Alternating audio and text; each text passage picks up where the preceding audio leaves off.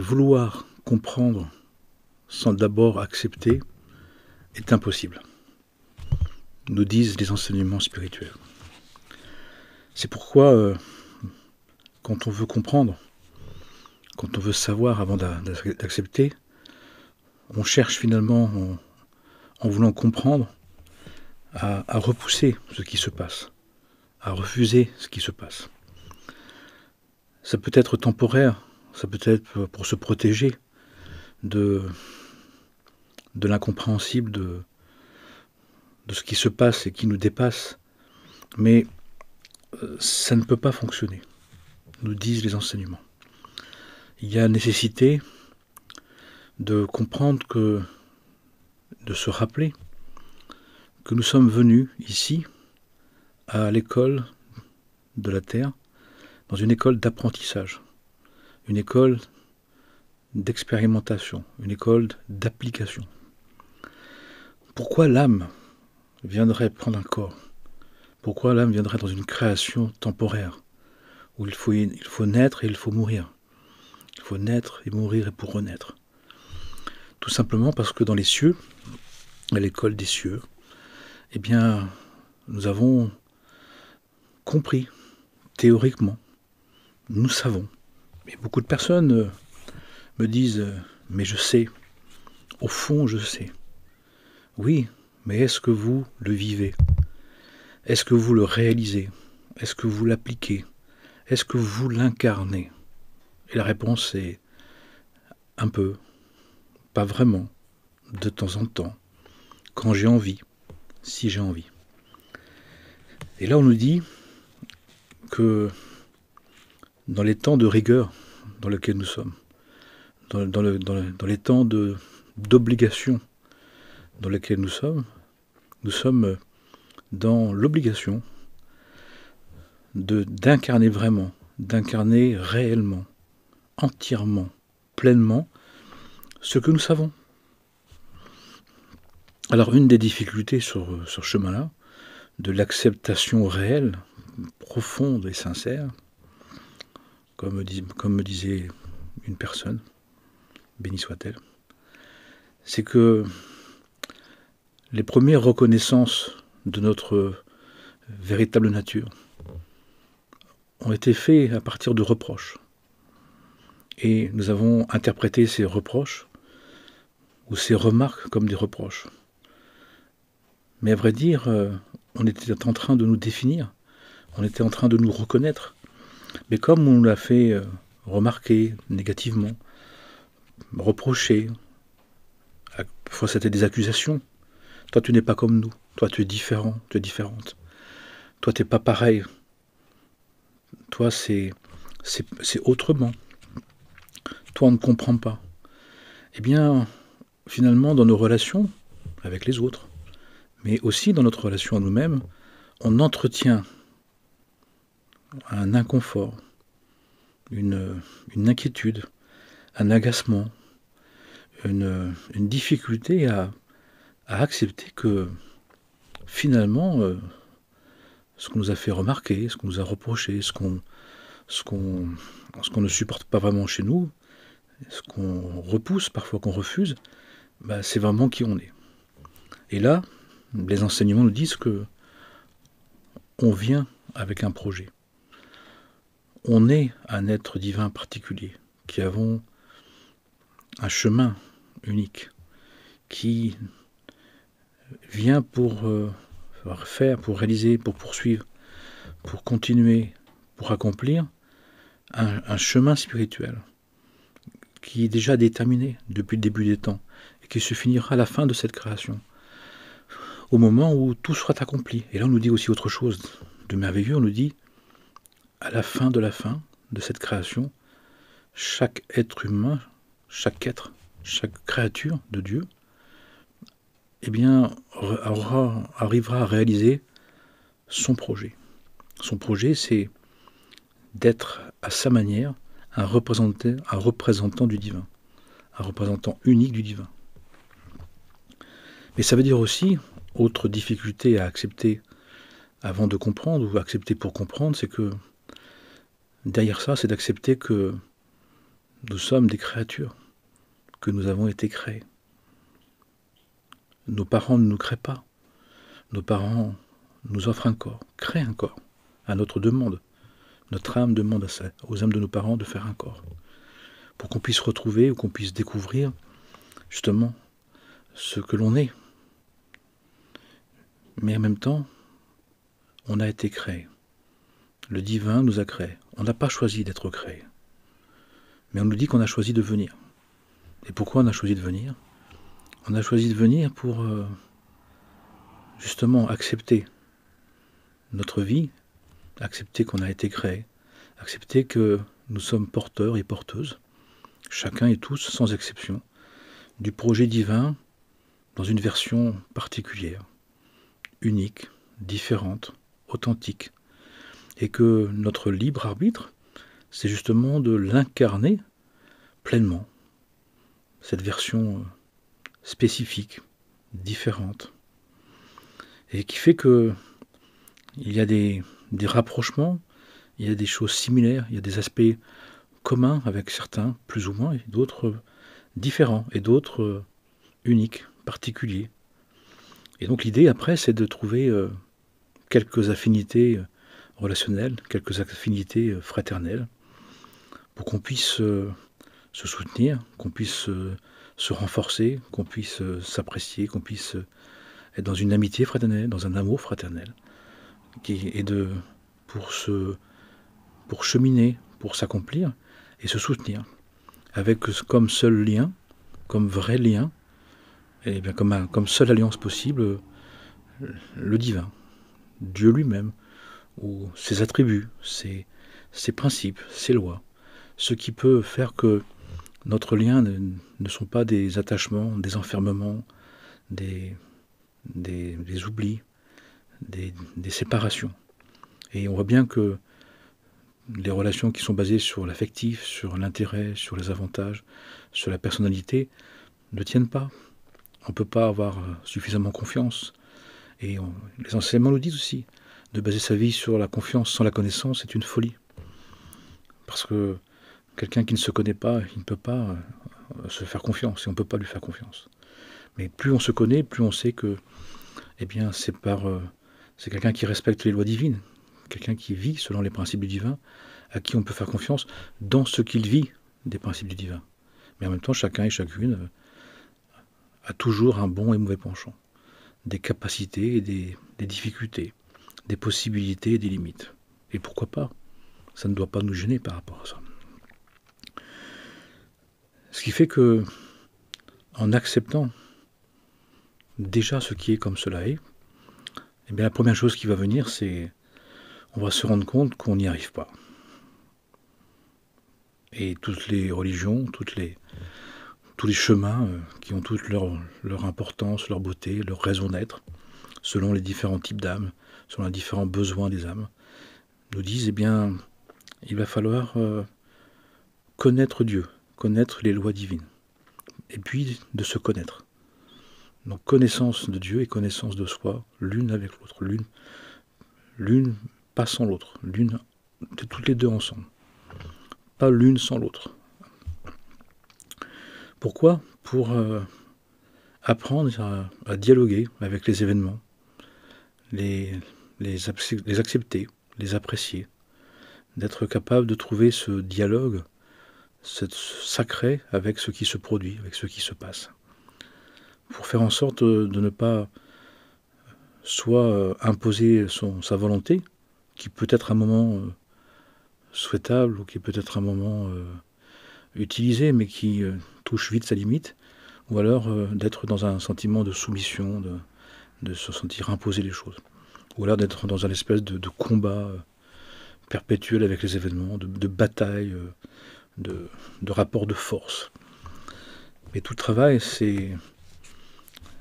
toute l'œuvre, c'est justement de dialoguer, de trouver un nouveau dialogue avec les événements, de trouver une nouvelle attitude avec les événements.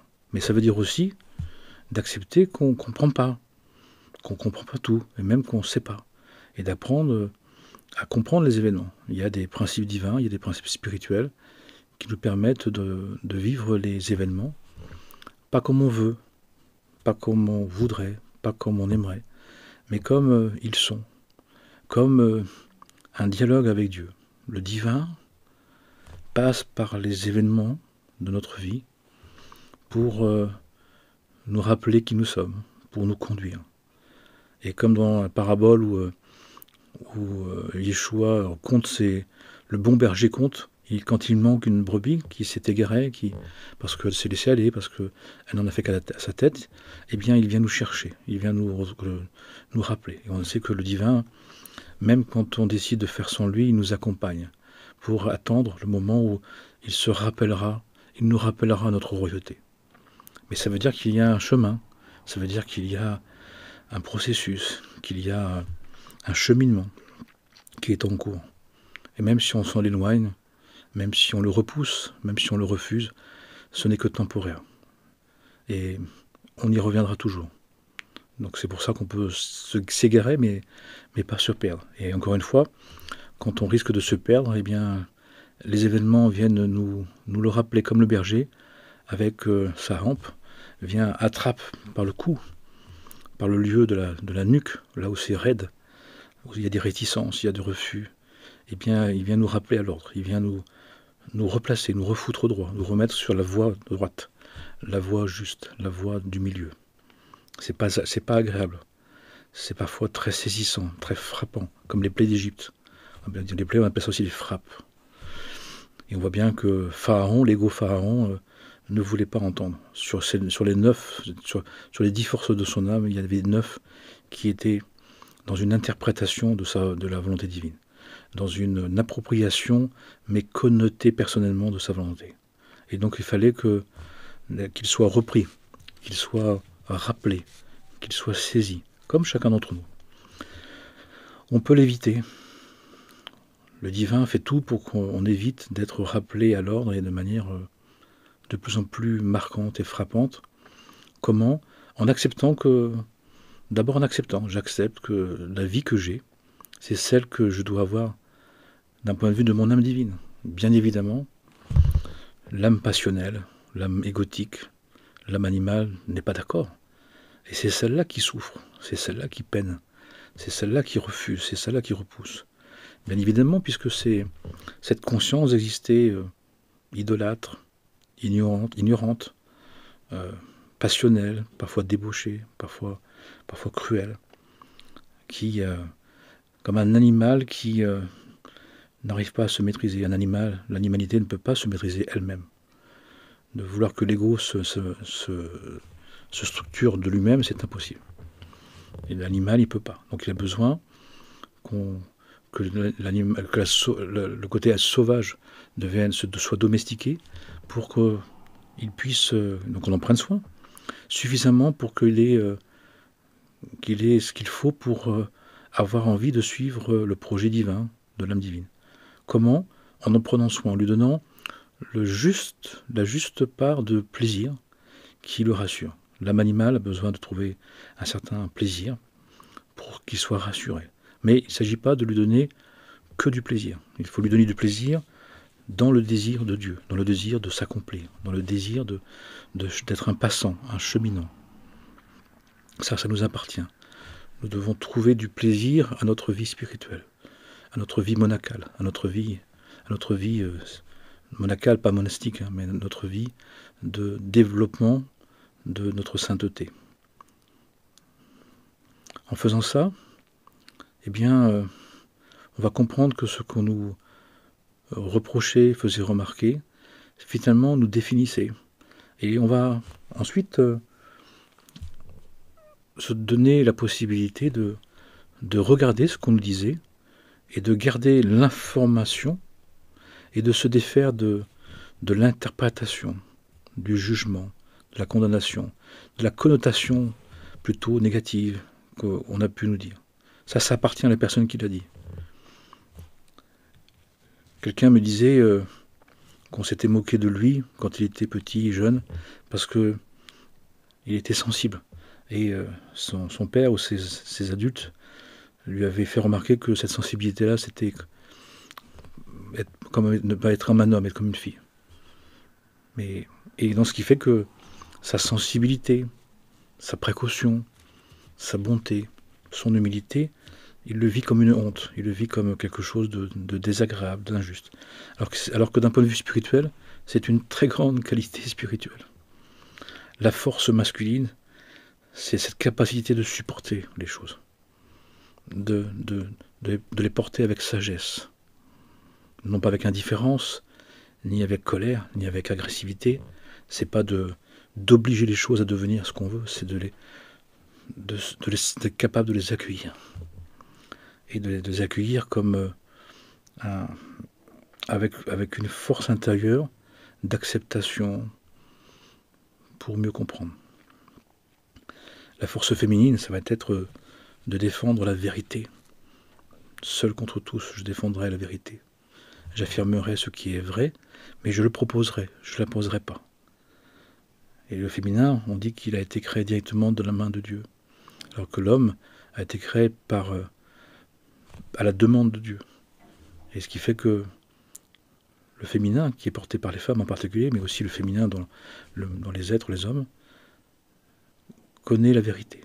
Mais elle connaît la vérité, mais ensuite, il faut qu'elle accepte d'être cette vérité auprès des autres, sans l'imposer, sans l'obliger, sans l'injoncter, sans vouloir que les personnes se conforment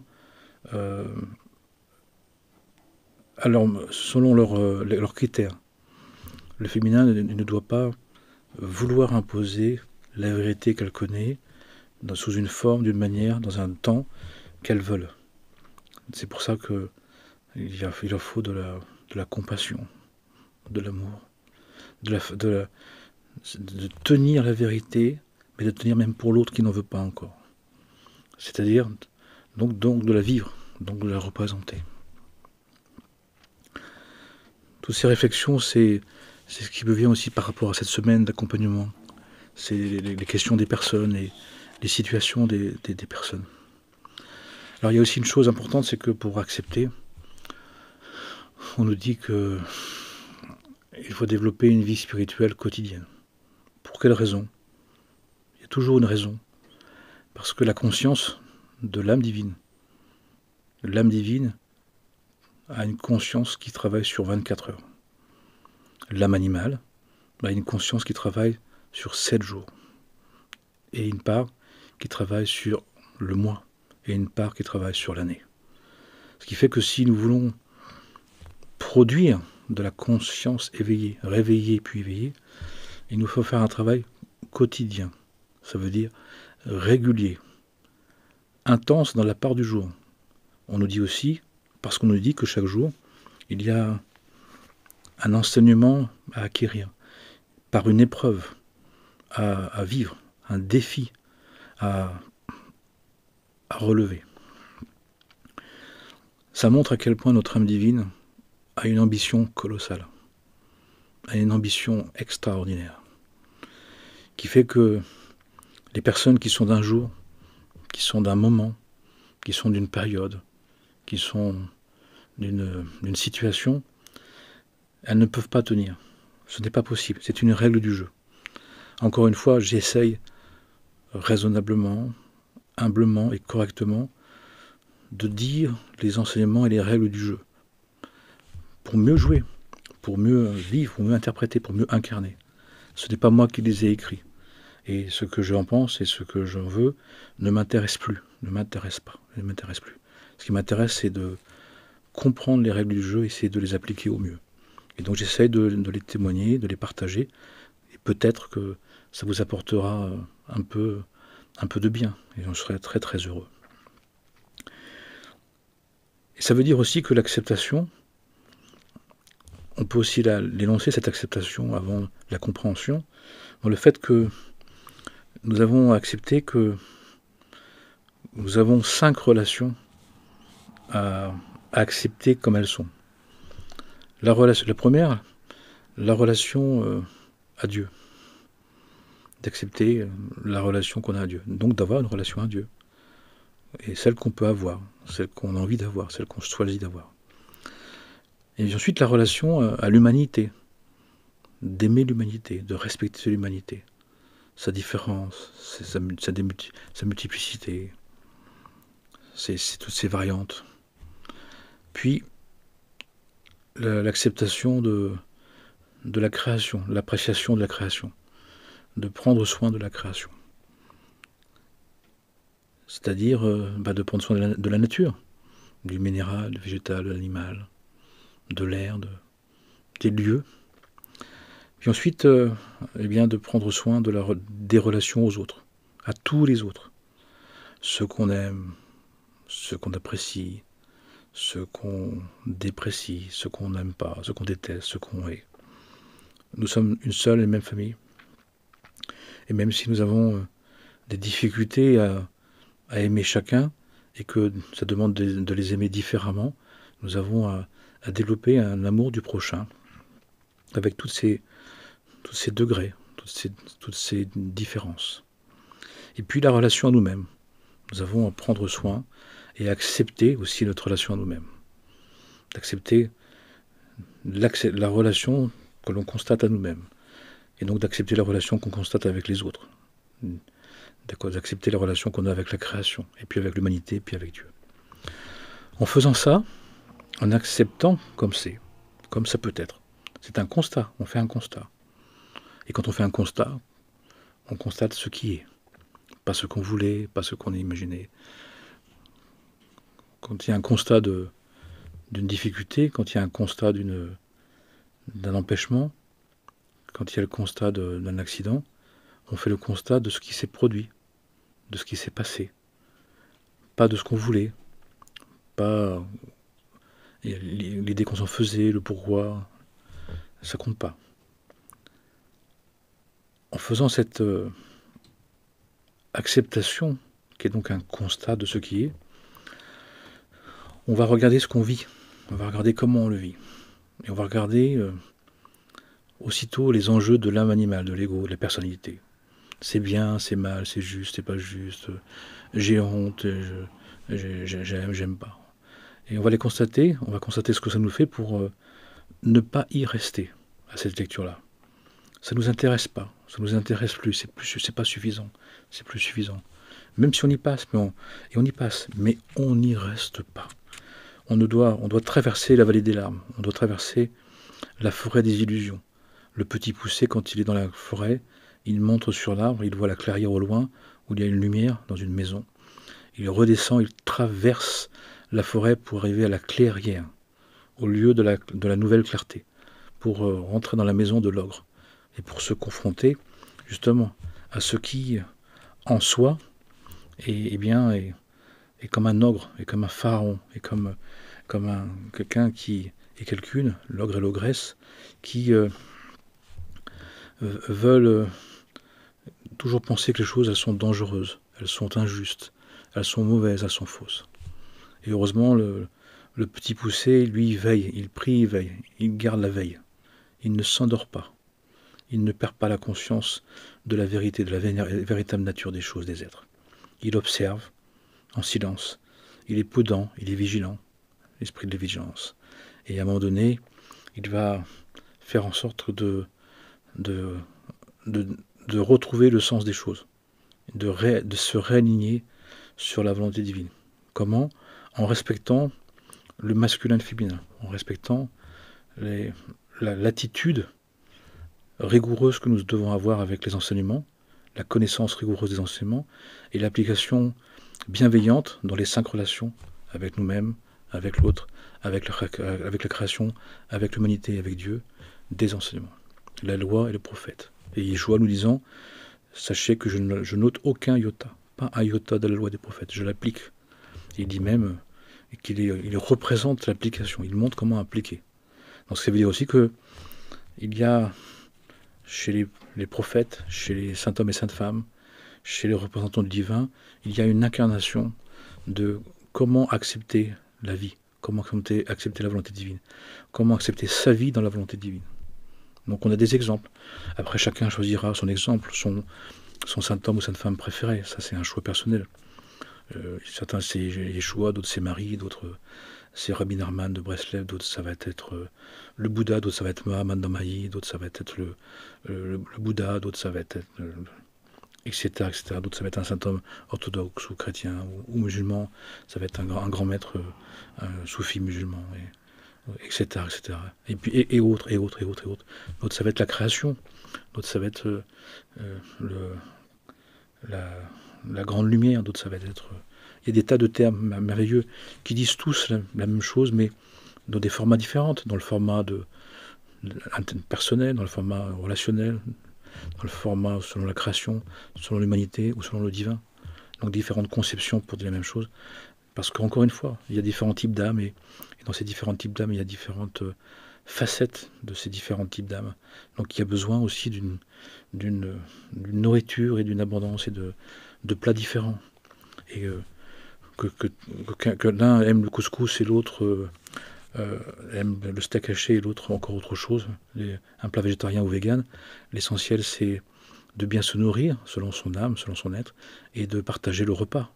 Puisqu'on dit que depuis la destruction du deuxième temple de Jérusalem, la paix où coule le lait et le miel, eh bien c'est la table, le lieu du sacrement est la table, le lieu où on se rencontre, on se retrouve. C'est pour ça aussi que quand on se met à table, on se met à faire un sacrement. On fait le sacré. Ce n'est pas rien. C'est à y penser. Et donc, c'est-à-dire qu'à table, on ne mange pas n'importe quoi et on ne dit pas n'importe quoi. Aussi. Et donc, tout ça pour dire que sans l'acceptation, il y a souffrance. Avec l'acceptation, il y a épreuve. Il y a épreuve de... La première épreuve, c'est j'ai pas compris. J'ai pas suffisamment compris. J'ai interprété pour survivre, j'ai interprété parce que j'avais pas compris. Maintenant, je vais essayer de comprendre. Donc pour ça, il va falloir que je m'implique à connaître les enseignements. Et étude, méditation d'étude, qui nous amène dans un état de prière, de retrouver la louange à Dieu, la prière à Dieu. Il y a 10 formes de prière différentes. Et puis qui nous permet justement de devenir à la fois un meilleur serviteur de la vérité et ensuite un meilleur disciple de la vérité. De se discipliner par la connaissance de soi et puis un serviteur de la connaissance de Dieu en devenant un témoin à notre manière, mais un témoin qui respecte toutes les créatures de Dieu, toute la création. Il n'est pas possible, il n'est pas juste, si on est croyant et si on a foi en Dieu, de décider ce qui appartient à Dieu et ce qui n'y appartient pas. Tout est Dieu. Et ceux qui me disent qu'il y a Dieu et autres, qui m'expliquent comment c'est possible qu'il y ait autre. Et même s'il y a autre, selon eux, c'est tout en Dieu. Même s'ils ne le comprennent pas, même s'ils n'acceptent pas. Ce sont les enseignements qui le disent. Le divin laisse un certain temps, pour des raisons qui lui appartiennent, eh bien, la possibilité du non encore bien, du mal apparent, du mal temporaire. Mais même s'il paraît illimité, il n'est pas éternel, nous dit-on. Ce qui fait que finalement, c'est de vivre, qu'on soit consacré ou pas, religieux ou pas, comme des religieux, comme des personnes qui veulent faire le sacré à leur manière, qui font le sacrement de la vie, qui soient bienveillants, compatissants, bénissants, à leur manière. Et c'est tout l'enjeu de développer une éthique spirituelle pour faire le sacré, pour prendre soin. Avec un aspect essentiel, un aspect vital, c'est le dialogue.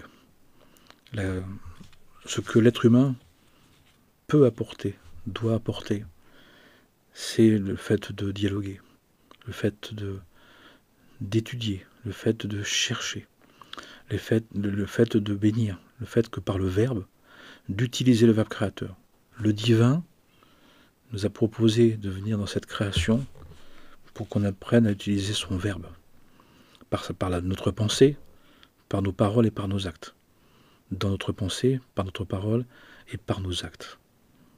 Il y a à mesurer cet émerveillement, cette folie de Dieu, incroyable, de nous confier la possibilité de créer. Et avec le verbe, on peut réanimer les êtres, on peut les bénir, on peut les soulager, on peut les guérir, ou tout l'autre côté. Et donc nous avons une énorme responsabilité. Et quand on travaille sur les lois de la non-médisance, de la non-calomnie, du verbe pur, du verbe propre, du verbe sincère et profond, du verbe authentique, on ne peut que trembler. On peut trembler parce que à la fois il faut l'utiliser, l'apprendre à l'utiliser, et pour ça il faut se connaître et connaître le divin, les lois divines, et en même temps, à chaque parole, à chaque énonciation, à chaque témoignage, à chaque échange, on peut fauter, on peut abîmer, on peut blesser.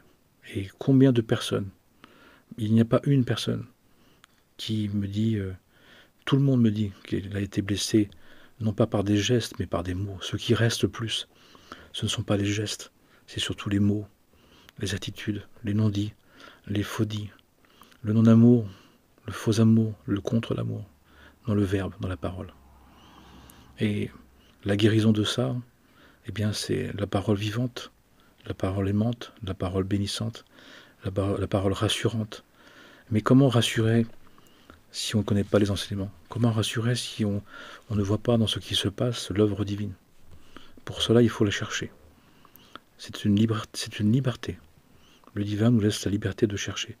Si on ne cherche pas, eh bien, notre ignorance va faire qu'on va vouloir compenser par des plaisirs du monde. Mais qu'à un moment donné, ces plaisirs du monde ne vont pas suffire. On le sait. C'est un parcours nécessaire, mais on ne doit pas y rester. On doit y passer, mais on ne doit pas y rester. Pour ensuite comprendre que ça ne suffit pas. Mais dans l'état d'inconscience et d'ignorance dans lequel nous serions, on nous dit que la plupart des êtres, et je le vois, malheureusement, terriblement, commencent à venir, quand ils sont au bout du rouleau, quand ils ont repoussé, refusé,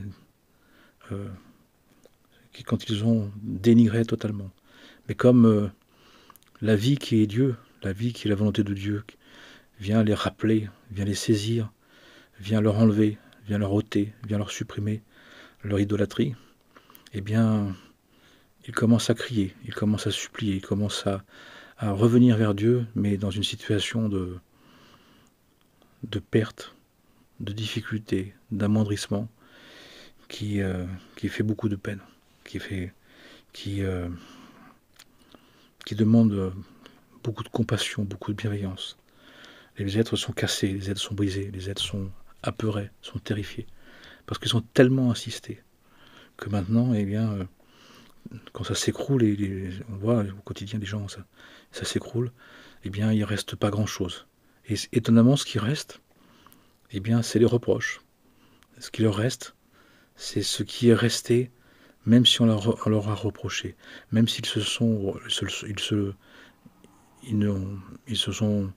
eux-mêmes reproché ce qu'ils sont. Et ça, c'est extraordinaire. Ça veut dire que malgré tout, ce qui reste et ce qui restera, c'est l'absolu, c'est l'éternité, c'est la vérité éternelle qui nous anime. C'est pour ça qu'on peut s'égarer et on ne peut pas se perdre. Parce que le divin a fait en sorte que, même enfui, même oublié, même dénigré, la véritable nature de notre être ne peut pas être supprimée. Même nous, on ne peut pas la supprimer. Même en la dénigrant, même en voulant la tuer, on ne peut pas. On peut essayer, mais c'est impossible. Parce que c'est la perle de grand prix dans les évangiles. Celui qui a retrouvé la perle de grand prix, la vérité, le fondement de l'être, comme une perle de grand prix, il est prêt à tout vendre. Tout le reste n'est plus utile, n'est plus nécessaire.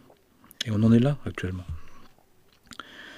Ensuite, j'y reviens, eh bien, nous avons maintenant à accepter l'état de fait, l'état des lieux, ce qui reste, ce qui est encore, et de commencer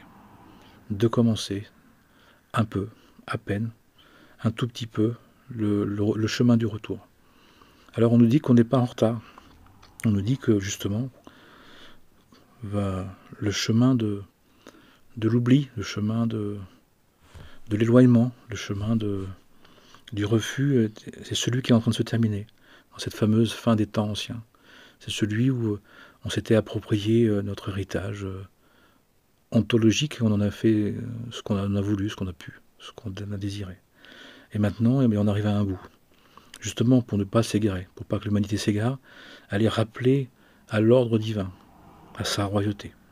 Et on voit, chacun et chacune, bon gré mal gré, un tout petit peu, on est en train de commencer, un peu, de temps en temps, à notre manière, comme on peut, bien de commencer le chemin du retour. On commence à se souvenir, on commence à se rappeler, on commence à ne plus oublier qui on est vraiment. Et comme on n'a plus rien à perdre, puisqu'on n'a plus rien, comme on n'a plus rien à gagner, puisqu'on a tout perdu, eh bien on peut maintenant se consacrer à l'essentiel, à l'essence du ciel, à l'essence des cieux en nous, c'est-à-dire la vérité, la véritable nature de notre être. C'est la grâce de ces temps. D'ailleurs, cette folie générale, ce désordre, ce tohu-bohu, tout ça est fait pour qu'on retrouve le centre inaltérable, éternel. Dans ce mouvement chaotique, désordonné, apocalyptique, c'est pour retrouver le centre intangible, le centre qui était, qui est, qui sera, qui n'a jamais bougé, qui est le centre de tout, qui est à l'origine de tout, et donc qui peut tout rappeler, tout renouveler, tout ressusciter dans sa gloire, dans sa nuée, dans sa royauté. Et c'est bien le sujet dans lequel nous sommes. Et nous sommes en train de sortir de terre la germination de l'âme divine, du jeu divin, du moi spirituel, du moi conscient de la vérité est en train de naître, de renaître. Renaître dans le sens où on l'était, mais on l'a oublié. Et maintenant, il renaît. Et il peut renaître parce qu'on l'a été, même si on l'a oublié. Et il s'agit maintenant donc de s'en souvenir par la connaissance de Dieu et la connaissance de soi. Une connaissance de soi en lien avec la connaissance de Dieu. Une connaissance de soi en lien avec la connaissance de Dieu. Avec les valeurs ontologiques, avec les principes ontologiques. Pas une connaissance de soi qui serait une énième interprétation de soi-même. Une version qui se passerait du cadre de la création. Non. Ce qu'on souhaite, ce qu'on désire, ce qu'on a besoin, c'est une conscience de soi dans le cadre de la création. Dans le cadre des valeurs divines, des principes du divin. Des principes ontologiques, des principes de l'être. Pas des principes de l'avoir, du savoir, du pouvoir. Pas dans les principes de l'ego, de l'âme animale, mais bien de l'âme divine, qui, elle, veut retrouver parce qu'elle n'a pas oublié.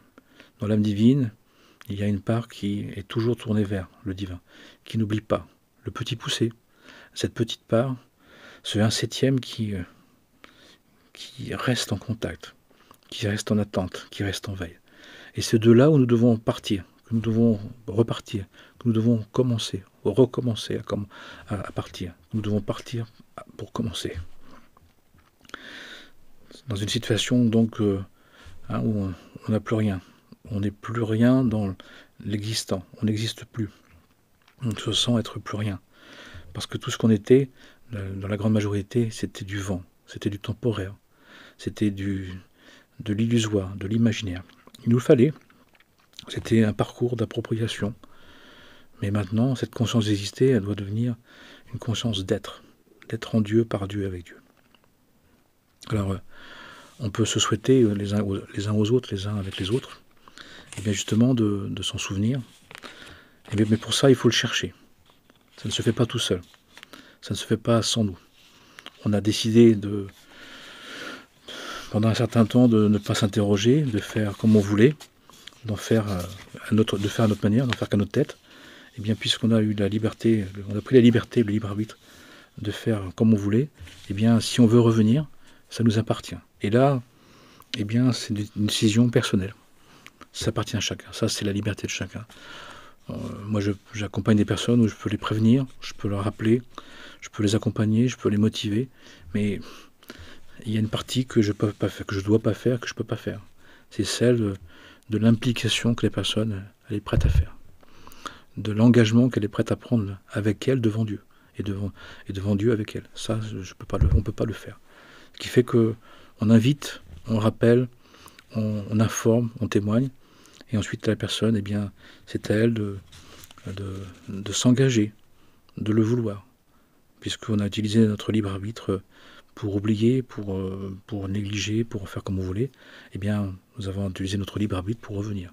Parabole du fils prodigue. Il se souvient, il décida de revenir vers le Père. Le Dieu Père sagesse et Mère intelligence.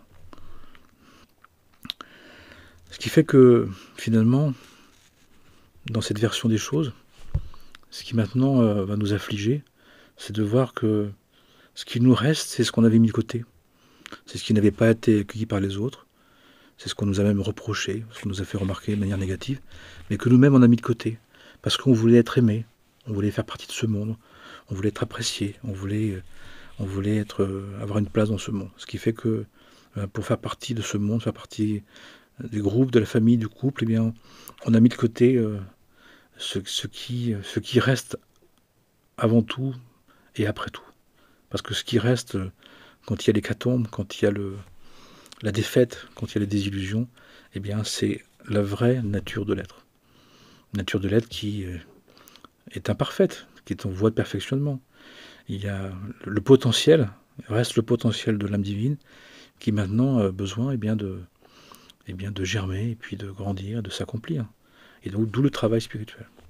Et donc, il va falloir maintenant se défaire de conception de soi, de se défaire de la version de nous-mêmes qui est la plus grande, la plus belle.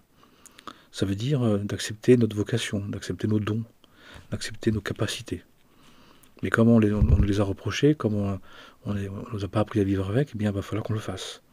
Ce qui n'est pas fait reste à faire. C'est logique, c'est du bon sens. Et là, on va s'apercevoir, comme disent beaucoup de ceux qui l'ont fait et ceux qui l'ont bien accompli, j'ai mis beaucoup de temps à oublier, et il me reste très peu de temps maintenant pour me souvenir et de commencer à le réaliser.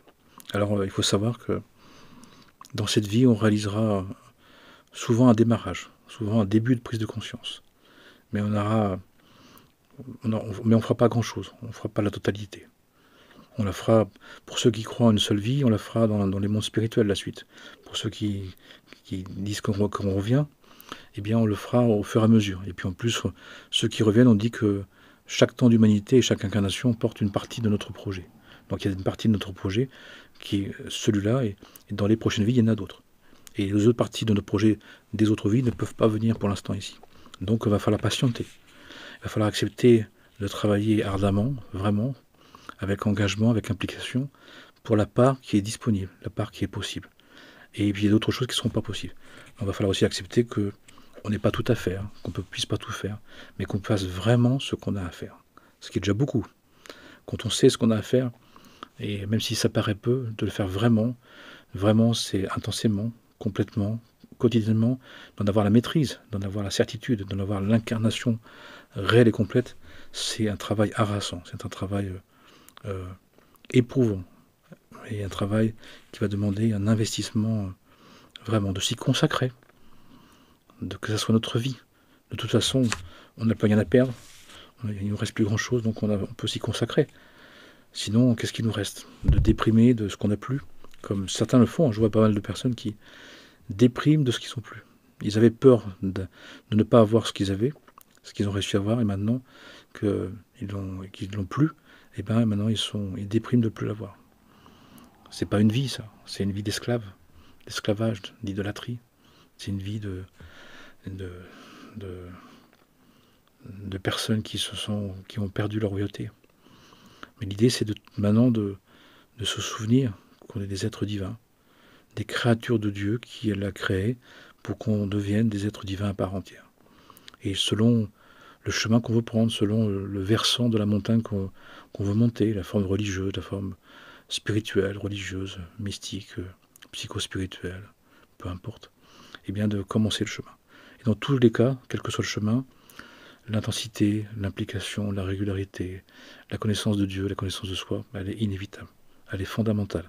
On ne peut pas passer outre. Et même si on bloque sur des choses, même si on fixe des enseignements, même si on veut voir qu'une partie, la vie qui est toujours dans un processus de croissance, de progression, ne va pas nous laisser stagner. ne va pas nous laisser tranquilles. Et si on stagne, si on veut fixer les choses, si on joue de l'ego spirituel, puisqu'il y a toujours le bon penchant et le mauvais penchant, eh bien, on va être repris, on va être averti, on va être déboussolé de toute façon. Puisque tout le travail, c'est d'un travail de développer une grandeur d'âme qui passe par l'humilité. De savoir que chaque jour, on se remet à l'ouvrage. Chaque jour, il y a une partie toute nouvelle qui vient. Et qu'il y a des cycles de temps où notre niveau de conscience tient. Et quand il ne tient plus, quand on arrive en haut d'un niveau de conscience et que c'est accompli, eh bien, on va commencer à un niveau bas d'un autre degré supérieur de conscience. Donc tout se renouvelle. Même si c'est cyclique, même s'il y a des temps sacrés universels, puis il y a des temps aussi individuels par rapport à la date de naissance, et au prénom de naissance et au jour de naissance, qui fait que chacun aussi, par rapport à l'état d'âme, le type d'âme que nous sommes, il y a un rythme. Mais ce rythme, de toute façon, c'est un rythme de croissance. On évolue, on est en évolution spirituelle. Tout ce qui évolue est cyclique. Il y a des saisons, il y a des temps, il y a des durées, il y a des périodes. Dans la conscience, c'est la même chose. Ce qui fait aussi qu'on ne peut pas stagner. Soit qu'on augmente, soit qu'on diminue. Spirituellement parlant, il faut le savoir. C'est comme ça, encore une fois. Je n'ai pas édité ces lois divines. J'essaye de les comprendre, de les expliquer, de les exprimer au mieux. Mais c'est comme ça. Et chacun en fait ce qu'il en souhaite et on pense ce qu'il en veut. Mais la vérité, c'est la vérité. Elle est inaltérable, elle est incorruptible, elle est indépassable, elle n'est pas modifiable. On peut pas la modifier, on peut pas la manipuler. Elle n'est pas manipulable. Et ça, pour cette partie de nous, de l'âme égotique, de l'âme passionnelle, ça ne plaît pas, ça. Parce qu'il y a toujours une part de nous qui veut s'arranger, qui veut aménager. C'est ce qui nous occasionne les frappes, les coups, les désillusions. Mais on peut s'en passer. Comment? En acceptant de se conformer. C'est pour ça qu'il y a l'image de la brebis, l'image de l'agneau, c'est-à-dire de la docilité. Ce qu'on a traduit par la soumission. Donc c'est insupportable, mais c'est pas une soumission imposée.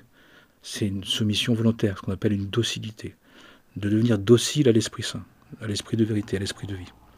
C'est pour ça qu'on dit qu'il nous fait être cendre et poussière. Modeste et humble. Les deux piliers de la docilité. Et donc puissions-nous l'être, le devenir, continuer à l'advenir, encore et encore. Si seulement selon notre application. Implication qui va donner... on voit l'arbre à ses fruits, selon l'arbre et les fruits, mais aussi selon les saisons, les fruits. Parce qu'il y a l'arbre, mais aussi la saison. Et donc, il y a ce que l'on est, mais aussi ce qu'est l'humanité. Il y a ce que l'on est, mais comment dans ce temps d'humanité on peut l'être. Ce qui fait que on doit faire le mieux possible, et puis on voit ce que ça donne. Et de toute façon, d'un point de vue du divin, la quantité n'existe pas. Ce n'est pas la quantité qui compte, c'est la qualité d'être. C'est la qualité de l'incarnation. C'est l'authenticité de l'incarnation de ce que nous sommes, qui compte le plus, nous dit-on. Voilà quelques éléments de réflexion spirituelle, avec l'idée principale, c'est d'abord d'accepter, pour ensuite faire l'effort de comprendre, mais pas comprendre à notre manière, pas comme on veut, mais de comprendre selon le point de vue divin, selon le point de vue de notre âme divine, de l'être divin que nous sommes, qui a décidé, qui vient pour réaliser une partie de son chemin spirituel, de son chemin du retour vers Dieu. Amen et Amana, que Dieu nous bénisse, que le divin béni soit-il en nous, entre nous et tout autour de nous, nous relie par le bien, par la bienveillance, par l'amour, par la compassion, par la miséricorde, par la vérité, par la justice, par la paix, pour le bien de tous les êtres, de toute l'humanité, sans exception, pour que les cœurs s'ouvrent et que le Messie de Dieu, quel que soit celui que vous attendez, ou la Messie de Dieu puisse venir et réaliser, justement, nous montrer le chemin de la suite, le chemin du retour vers le divin. Amen et Amana.